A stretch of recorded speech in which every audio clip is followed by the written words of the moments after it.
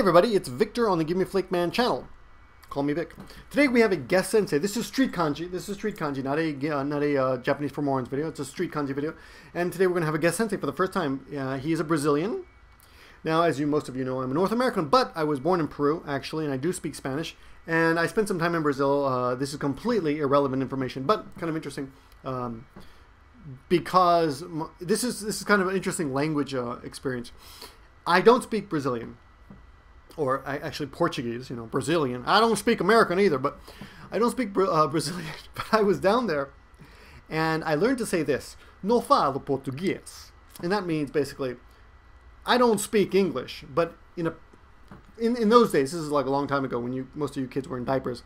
That's a very good accent, I've been told. And people, and I had long hair and no glasses. And I was quite the dashing young man. And not when I do that though.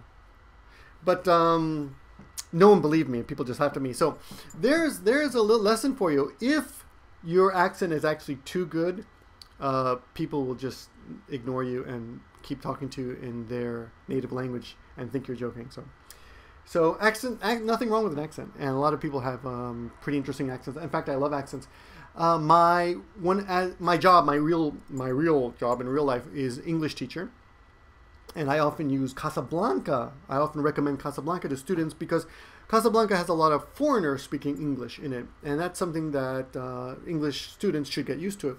And now with the world becoming internationalized, you will find a lot of foreigners speaking Japanese. So this is a good opportunity because Furuton, unlike many of our past guest senseis, is not a native English speaker. He is a Brazilian. And they're cool anyway, right? And they got the Olympics, so you know, it's time to recognize authority. So let's get to today's lesson. Okay, before we go on to today's lesson, I gotta say, hey, I did a good job today because what I've done is I've collected an immense amount of links of Denshi jisho. Denshi jisho just means electronic dictionary. These are web electronic dictionaries. So if you're at home and you have a computer and you have internet access, you can look up basically any word using these myriad of links that I've found for you. Very good links. Some of them will be harder to use depending on your Japanese ability, but some of them will be easy even if your Japanese is non-existent. So, anywho, links in the side. I also found some information on radicals. And you might think of radicals, you mean like people who burn bras and burn books and people who blah, blah, blah, right? People who want to keep the guns or get rid of guns. Well, no, I'm not talking about those radicals. I'm talking about radicals as in kanji. Now, what is a radical? A radical is an element or a sub-element of a kanji or a kanji in itself. So for example, this here right here is the kanji for person, and this is the kanji for book. And if you put them together, you get the body for kanji, the body for kanji. You get the kanji for body. You might say that doesn't look like two kanjis together.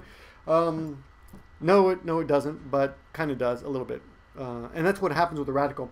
The radical on the left side of this kanji for body here is the radicalization of the kanji for person, which is hito. So this radical on this kanji for body, karada, this karada, is ninben. Ninben. And every radical has a name, and you might be thinking, oh, this, you know, you thought Japanese was hard, it's going to get more confusing. Well, I have provided links in the side to all the radicals, and actually it's very important eventually if you're going to learn kanji, because it helps you group them, it helps you look them up in dictionaries, and it helps you pronounce them sometimes, right? And it helps you classify them in your head. So it's good to know radicals. Anyway, so let's get on with today's lesson.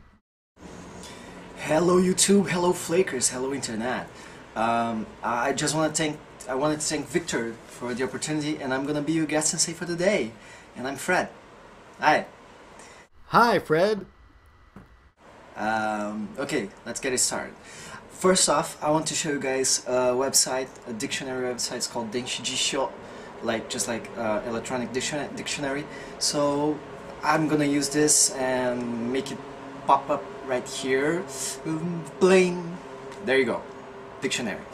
And I really like this dictionary because you can actually look up kanji the way that you would do if you had a paper dictionary, Japanese paper dictionary. So here you go. Look for the bushu radicals around here. Can you see the radicals? Yeah. So I want to look for what was it again? Yeah, this it's kind of like this. Yeah, it's like a radical, so it has 4 strokes. There you go. Here you go. Yeah.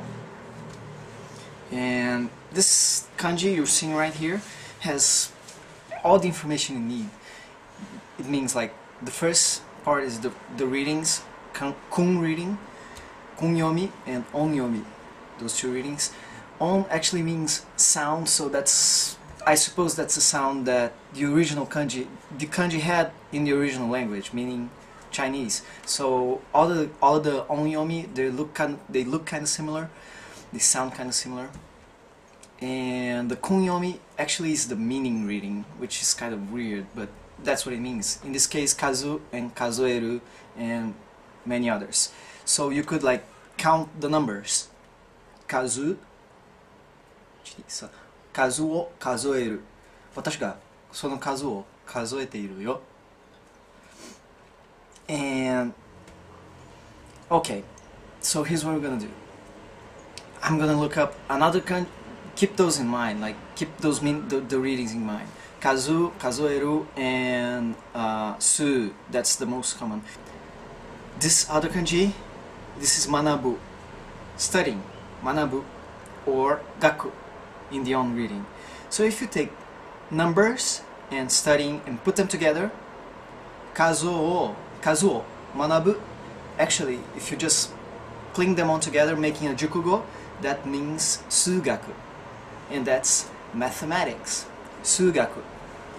Yeah, easy enough, right? So go ahead and use the Denshi Jisho, enjoy, and I'll see you in the next lesson.